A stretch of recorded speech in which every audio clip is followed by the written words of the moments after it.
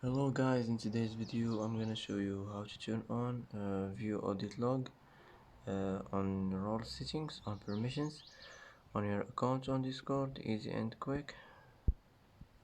First click here and now click settings. Now click roles. Now click here and now click permissions. Here as you see you will find view audit log. Click on it and click save, and it will be saved.